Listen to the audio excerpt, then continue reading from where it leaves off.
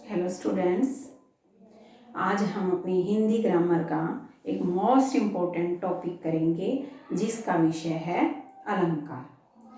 हमारे हिंदी ग्रामर के एक 3 टॉपिक अलंकार, समास और संधि, ये 3 टॉपिक मोस्ट इम्पोर्टेंट हैं जो हमारी एग्ज़ाम में हमेशा आते हैं। वैसे तो हिंदी ग्रामर का हर एक टॉपिक अपने आप में अति महत्वपूर्ण है, लेकिन ये 3 टॉपिक ऐसे हैं जो एग्जामिनर कभी भी स्किप नहीं करता। तो इसीलिए मेरी रिक्वेस्ट है कि आप वीडियो को कंप्लीटली बड़े ध्यान से देखें। क्यों? क्योंकि मेरी पूरी वीडियो में एक भी सेंटेंस, एक भी वाक्य ऐसा नहीं होता जो महत्वपूर्ण ना हो। तो आइए अपनी वीडियो, अपना टॉपिक शुरू करें। देखिए, आज हम करेंगे अलंकार। अब अलंकार के बारे में वैसे तो आप सब जानते हैं कि अलंकार का शाब्दिक अर्थ क्या होता है? आभूषण, ज्वेलरी। और आभूषण हम क्यों पहनते हैं? मोस्टली जो स्त्रियां हैं, औरतें हैं, वो आभूषण क्यों पहनती हैं? ताकि सुंदर लगे, हमारी सुंदरता को बढ़ाता है। कौन? अलंकार माने आभूषण। उसी तरह जैसे किसी के शरीर की शोभा बढ़ाते हैं हमारे आभूषण, हमारे गहने, वैसे ही हमारे काव्य की जो शोभा बढ़ाते हैं उसको भी क्या बोलते हैं? अलंकार। काव्य की शोभा बढ़ाने वाले। तो अलंकार का क्या मतलब हुआ कि काव्य की शोभा को बढ़ाने वाले जो तत्व होते हैं, जो शब्द होते हैं, वो क्या कहलाते हैं? अलंकार। हमारे काव्य की जो सुंदरता को बढ़ाता है, चमत्कार उत्पन्न करता है हमारे काव्य में, उसको क्या बोलते हैं? हम अलंकार बोलते हैं। ठीक है, अब हमने इसका मतलब जाना कि अलंकार होता क्या है। ठीक है, काव्य की सुंदरता बढ़ाने वाले शब्द अलंकार कहलाते हैं। तो अलंकार के भी कुछ भेद हैं। अलंकार के कितने भेद हैं? मुख्य रूप से अलंकार के 2 भेद हैं, शब्दालंकार और अर्थालंकार। तो आज अपनी हम इस वीडियो में शब्दालंकार को बड़े ध्यान से और बड़े डीपली, विस्तार से पढ़ेंगे। वैसे तो मैं इसी वीडियो में ये दोनों भी एक साथ करवा देती, लेकिन अगर मैं एक साथ इन दोनों को कराऊंगी तो एक तो वीडियो लंबी हो जाएगी जो आप देखोगे नहीं, दूसरा क्या होगा कि आपको ये अच्छे से समझ नहीं, क्लियर नहीं हो पाएंगे। इसीलिए हम आज शब्दालंकार पढ़ेंगे। ठीक है, तो देखिए, अलंकार के मैंने कितने भेद बताए बेटा? 2, शब्दालंकार और अर्थालंकार। आज हम पढ़ेंगे शब्दालंकार, माने शब्द के कारण। शब्दालंकार इसको क्यों कहा कि शब्द के कारण जब काव्य में चमत्कार उत्पन्न होता है, केवल वर्ड्स, शब्द के कारण, तो वहां पर क्या आएगा? अलंकार। इसकी पहचान कैसे करेंगे कि कैसे जो है कौन कौन से अलंकार शब्द अलंकार हैं, कौन से अर्थालंकार। यानी कि जब केवल शब्दों के कारण काव्य में चमत्कार उत्पन्न होगा तो शब्दालंकार, और शब्दों के मीनिंग, अर्थ के कारण, भाव के कारण अगर अलंकार वो चमत्कार उत्पन्न होता है तो अर्थालंकार। अब जब जहां पर शब्दों के कारण चमत्कार उत्पन्न हो रहा है तो वहां शब्दालंकार। ऐसे अब देखिए शब्दालंकार के भेद, अनुप्रास, यमक और श्लेष। अनुप्रास, यमक और श्लेष। देखिए, अब ये तीनों ही अलंकार ऐसे हैं जिनके अंदर शब्दों के कारण जो है क्या उत्पन्न होता है? चमत्कार उत्पन्न होता है। अपने शब्दों के कारण ये अब काव्य की क्या बढ़ाते हैं? शोभा बढ़ाते हैं। देखिए कैसे। सबसे पहले है अनुप्रास। अनु माने क्या होता है? अनु माने अनुकरण करना, नकल करना, पीछे पीछे चलना, वो क्या होता है? अनुप्रास। अब देखिए, सॉरी, वो होता है अनु, पीछे पीछे चलना, किसी की नकल करना, ठीक है, किसी को फॉलो करना, वो क्या होता है? अनुप्रास अलंकार। तो देखिए, अनुप्रास का पहले हम मतलब समझते हैं कि अनुप्रास होता क्या है। ध्यान से सुनिए बेटा, हम इसकी डेफिनेशन में गड़बड़ करते हैं। डेफिनेशन वैसे तो होती है कि जहां पर वर्णों की आवर्ती बार बार होती है, जिस काव्य पंक्ति में वर्णों की आवर्ती बार बार होती है उसे क्या बोलते हैं? अनुप्रास अलंकार। बट आपने ये ध्यान रखना है, केवल वर्णों में भी किसकी? स्वर की नहीं, व्यंजन। मैंने अपनी एक वीडियो में बताया था कि स्वर जो व्यंजन है उसको आप देखिए कि स्वर और जो व्यंजन है वो स्वर कौन से होते हैं, व्यंजन कौन से। तो अनुप्रास में केवल व्यंजनों की आवर्ती जब बार बार एक ही व्यंजन की जब आवृत्ति एक ही व्यंजन की आवृत्ति जब बार बार होती है, एक से अधिक बार होती है और उसके कारण कोई चमत्कार उत्पन्न होता है तो वो क्या कहलाता है? अनुप्रास। वर्णों की डेफिनेशन में हम बोलते हैं वर्णों की, यानी कि एक ही वर्ण की जब आवृत्ति बार बार होती है तो उसको अनुप्रास अलंकार। और वर्णों में भी किसकी? केवल और केवल व्यंजन, एक व्यंजन जब बार बार एक पंक्ति में जब बार बार आता है तो वहां पर कौन सा अलंकार होता है? अनुप्रास। तो आइए देखें कैसे अनुप्रास। मैंने इसका एक एग्जाम्पल उदाहरण लिखा है कैसे, नभ पर चम चम चपला चमकी। ठीक है, नभ पर चम चम चपला चमकी। चम च, यहाँ पर भी च, चप च और च, यानी कि च की आवृत्ति बार बार हो रही है। ठीक है ना, च वर्ण की आवृत्ति, च व्यंजन की आवृत्ति जो बार बार हो रही है, तो इस कारण इसमें कौन सा अलंकार हुआ बेटा? अनुप्रास। ठीक है, नेक्स्ट देखिए, विमल वाणी ने वीणा ली। वह की आवृत्ति बार बार हो रही है। ठीक है ना, तो विमल वाणी ने वीणा ली, वह की आवृत्ति बार बार हो रही है।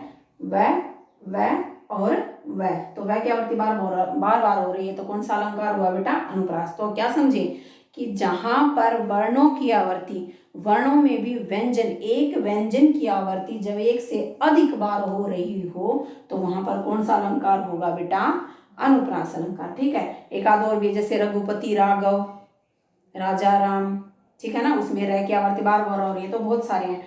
तो आप यहाँ समझिए और अपनी बुक में प्रैक्टिस कीजिए, तब आपको ये अच्छे से समझ आएगा। नेक्स्ट देखिए यमक। अब देखिए यहाँ पर था कि वर्ण में भी व्यंजन की आवृत्ति बार बार हो रही थी, और यहाँ पर क्या है, ध्यान से सुनिए बेटा, कि एक ही शब्द जब किसी पंक्ति में, किसी दोहे में एक ही शब्द एक से अधिक बार आए, अनुप्रास में था एक वर्ण, यमक में क्या है? एक ही शब्द जब एक से अधिक बार आए, लेकिन हर बार जितनी बार भी आए उस पंक्ति में उतनी बार ही अर्थ भिन्न लेकर आए।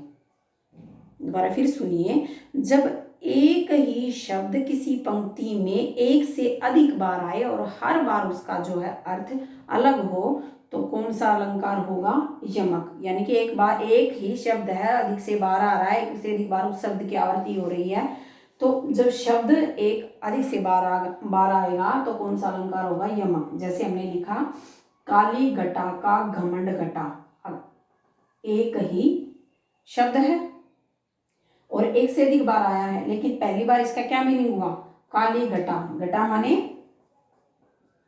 बादल, काली घटा, और इसका घमंड घटा, घटा माने माइनस, कम हो गया भाई। काली घटा का घमंड घटा, लिखने में सेम है, शब्द वही है, लेकिन दोनों बार उसका जो अर्थ अलग अलग हुआ, तो इसमें कौन सा अलंकार हुआ बेटा? यमक। नेक्स्ट देखिए, एक और एग्जांपल है इसका, कनक कनकते सो गुनी मादकता अधिकाई, वा खाए बोल राय जग या पाए बोल राय।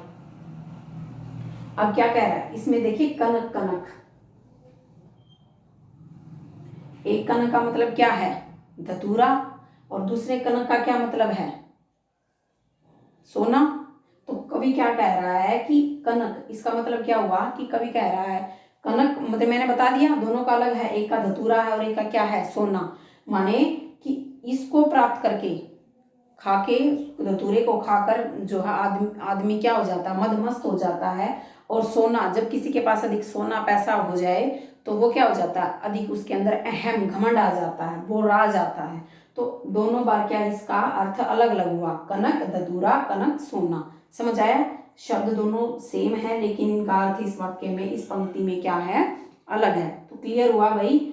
अनुप्रास हमने पढ़ा था कि वर्णों की आवर्ती, वर्णों में व्यंजन की आवर्ती जब बार बार होगी। यमक में हमने क्या पढ़ा बेटा? कि जब शब्दों की, एक ही शब्द की आवर्ती एक से अधिक बार होगी लेकिन अर्थ भिन्न भिन्न होगा, अर्थ अलग अलग होगा, तो कौन सा अलंकार होगा बेटा? यमक। नेक्स्ट देखिए हम पढ़ेंगे श्लेष। कौन सा है? श्लेष। अब जब श्लेष आए तो आपके दिमाग में आना चाहिए चिपका या चिपकना। ठीक है, श्लेष का शाब्दिक अर्थ क्या होता है? चिपका या चिपकना। माने जब कोई पंक्ति या जब किसी भी पंक्ति में एक शब्द के, जब किसी भी पंक्ति में एक ही शब्द के एक से अधिक अर्थ हों, जैसे आपके पर्यायवाची होते हैं, सॉरी अनेकार्थिक शब्द होते हैं, पर्यायवाची तो सेम होंगे, अनेकार्थिक जो आपके शब्द होते हैं, एक ही शब्द के जब एक से अधिक बार अर्थ निकलेगा, एक ही शब्द का, शब्द एक ही है लेकिन उसके जो मीनिंग है उस पंक्ति में एक से अधिक अर्थ जब निकलेगा तो वहां पर कौन सा अलंकार होता है? श्लेष। चिपका, इसका मतलब क्या हुआ कि एक ही जो शब्द है वो अपने साथ अनेक मीनिंग, अनेक अर्थ जो है चिपकाए हुए होता है। एक शब्द के अंदर बहुत सारे मीनिंग उसके अंदर समाहित होते हैं, तो वहां पर कौन सा अलंकार होता है बेटा? श्लेष। जैसे सुबरन को ढूंढत फिरत, सुबरन को ढूंढत फिरत कवि व्याभिचारी चोर। सुबरन को ढूंढत फिरत कवि व्याभिचारी चोर। अब यहाँ पे सुबरन का 3 अर्थ दिए हुए। एक इसका हम जो है सिंबल एक और कर सकते हैं कि इसमें एक से अधिक जो है एग्जाम्पल दिए होंगे और उन एक से अधिक एग्जाम्पलों का एक शब्द से ही अलग अलग अर्थ निकलेगा। जैसे इसमें दिया हुआ कवि, व्यभिचारी और चोर, अलग अलग जो है इन तीनों, जैसे 2-3 एग्जाम्पल दिए होंगे, 2-3 उदाहरण दिए होंगे और उन उदाहरणों का एक शब्द से अलग अलग अर्थ निकलेगा। अब देखो सुबरन, सुबरन का मतलब होता है सुंदर वर्ण। अब देखो इसका जो है इन तीनों के लिए अलग अलग अर्थ है। अब कवि के लिए तो सुंदर वर्ण, सुंदर रंग का तो कोई महत्व ही नहीं है। कवि के अनुसार सुबरन का क्या अर्थ हुआ? यहाँ पर सुंदर अक्षर। सुंदर कवि के अनुसार क्या हुआ बेटा? कि सुंदर अक्षर। ठीक है। अब है व्यभिचारी। व्यभिचारी होते हैं जो तामसिक प्रवृत्ति के इंसान होते हैं, तो उसके लिए सुबरन का अर्थ क्या हुआ? सुंदर, क्या हुआ इसके लिए? सुंदर स्त्री। ठीक है, सुंदर औरत। किसका? व्यभिचारी। किसका अर्थ निकला? सुबरन का। और चोर, चोर के अनुसार इसमें क्या अर्थ है इसका? चोर के अनुसार क्या अर्थ हुआ बेटा? देखो कवि के अनुसार तो सुंदर अक्षर, व्यभिचारी के अनुसार सुंदर स्त्री और चोर के अनुसार स्वर्ण, सोना। उसको तो सोना चाहिए, धन दौलत चाहिए। तो देखो तीनों के अनुसार इसी एक ही शब्द के अलग अलग अर्थ हैं। जब किसी पंक्ति में एक ही शब्द के एक से अधिक अर्थ होते हैं और वो भी अलग अलग होते हैं तो वो क्या कहलाता है? श्लेष अलंकार। उस पंक्ति में क्या आता है? श्लेष अलंकार। एक और इसका एग्जाम्पल देखिए बेटा। रहीमन पानी राखिए बिन पानी सब सून, पानी गए न उबरे मोती मानुस चून। ठीक है। अब पानी का जो अर्थ है इन तीनों के लिए अलग अलग है। अब देखो मोती के अंदर तो पानी क्या उत्पन्न करता है? चमक। मोती क्या उत्पन्न करता है? मोती के अंदर चमक तभी आएगी, किसके कारण आएगी? पानी के कारण। नेक्स्ट है मानुस। मानुस के लिए पानी, यहाँ पर क्या मतलब है? इज्जत, मान, यश। और चून, चून माने आटा। तो आटा कभी तैयार होगा? जब उसके अंदर जल, पानी का यहाँ पे क्या अर्थ हुआ? जल। जब उसके अंदर जल समाहित होगा, ठीक है ना, तभी उसका जो है उपयोग हो पाएगा। समझ आया? तो इन तीनों का अर्थ मोती, मानुस, चून, इन तीनों का अर्थ क्या है? इसमें अलग अलग निकला। मोती के लिए चमक, मानुस के लिए मान, यश और चून के लिए क्या हुआ बेटा? जल। समझ आया? तीनों अलग अलग अर्थ हैं। और देखो जैसे मैंने इसमें बताया था कि इसमें भी ऐसे एक सिंबल हम ये कर सकते हैं कि इसमें भी जैसे अलग अलग इसके एग्जाम्पल दिए हैं, अलग से हमें समझ आ रहा है कि इन तीनों का 3 कोई शब्द दिए होंगे जो अलग अलग होंगे और उन्हीं को हमने इंडिकेट करना है कि ये तीनों, इन तीनों का कोई एक ही शब्द अलग अलग मतलब निकालेगा, या ये तीनों किसी एक शब्द के साथ जुड़े हुए हैं लेकिन अर्थ भिन्न भिन्न होगा।